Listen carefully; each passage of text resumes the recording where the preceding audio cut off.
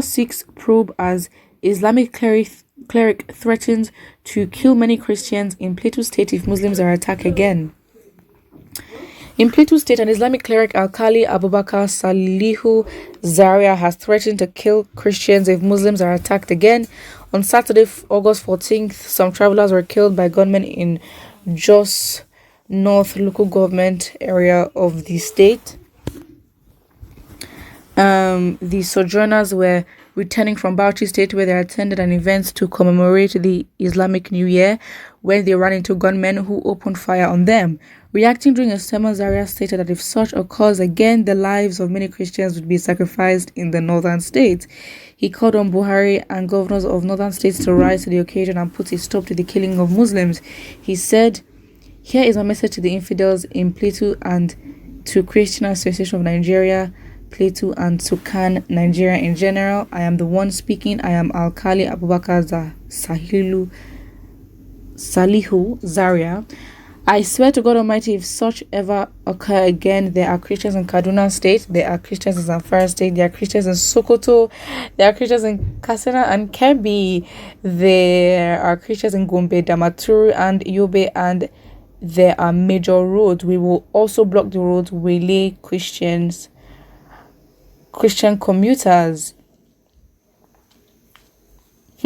We are not fools and we're not afraid of anyone. If nothing is done, we will take law into our hands because no life is superior to others, and I swear compensation must be paid for the lives of the people lost, just Muslim commuters.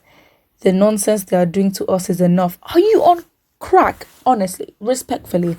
What?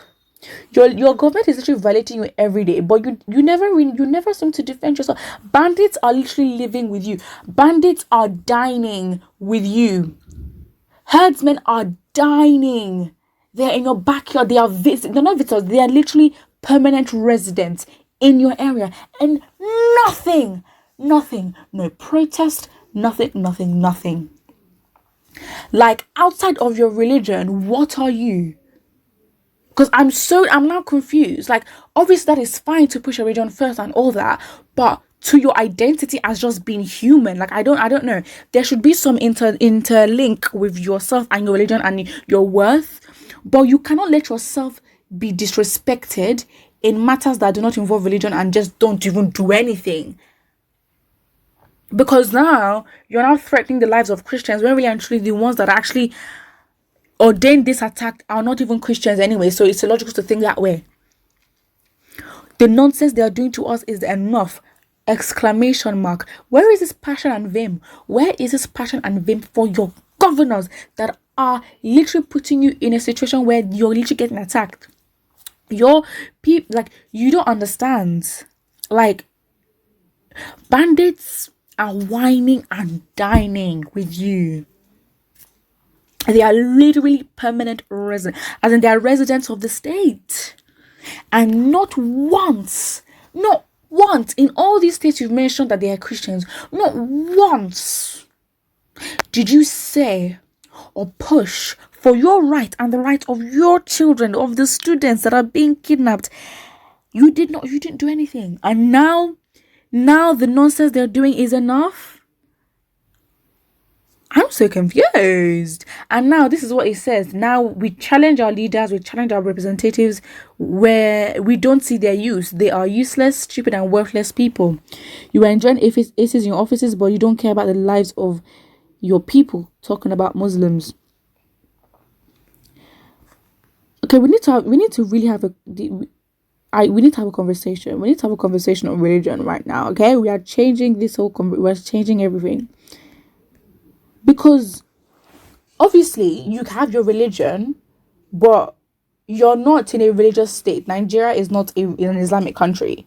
So there are activities that would happen, or aspects of life, or just existence in Nigeria that would occur outside the confines or outside the rules or outside the existence of religion.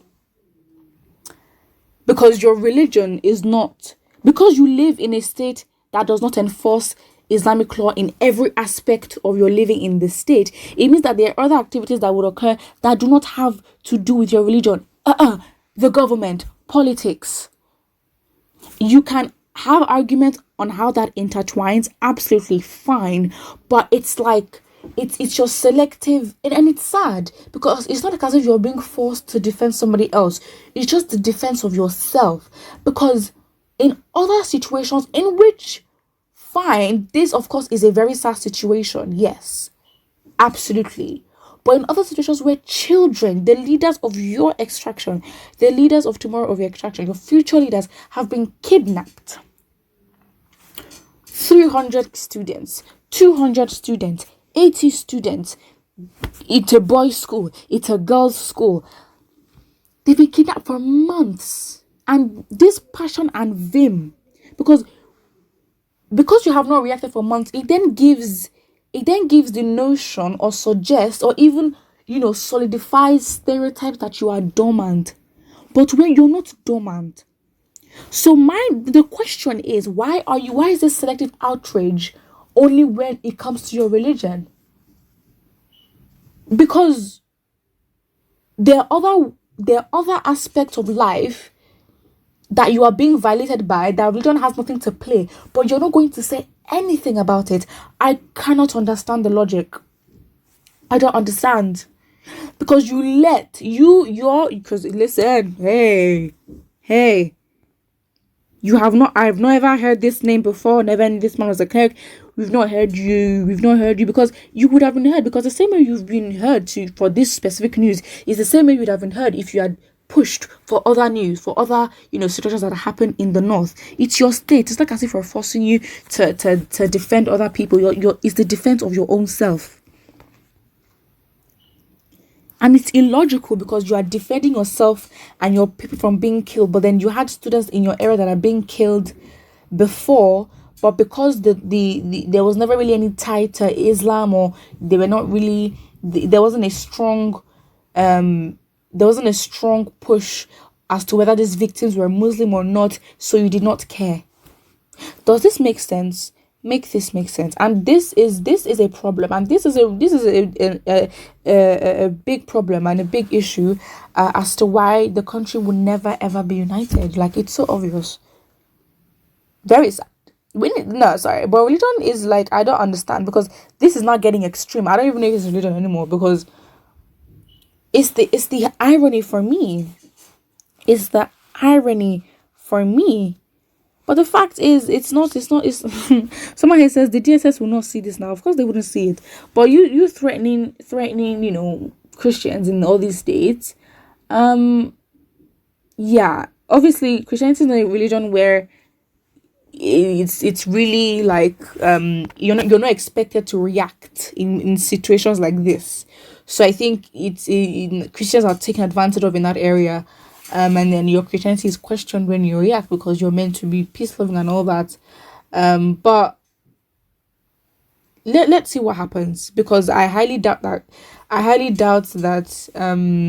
Because again, geographically in Nigeria, Christians do tend to be more populous in the south than in the north, and obviously Muslims do tend to be more popular, yeah, in the north. So let's see what happens. Basically, they're challenging the whole south. Let's see. Let us see what happens, because let's just see what happens, because you really think you can come and threaten Christians and on the very listen, if you don't know, Christianity is a lot of people's identity, but the respect and value they have for themselves, in which they relate to the world in a non-religious setting, is still very much prevalent. And if you try stuff like this, let's see what happens, because this is like a test and threatening kind of thing. You only threaten the government when it comes to religion, but nothing else. But then it's like, if you say religion is your whole identity, but then why is it that we're not going to get into the argument. But what do you think? I don't, guys, like and subscribe.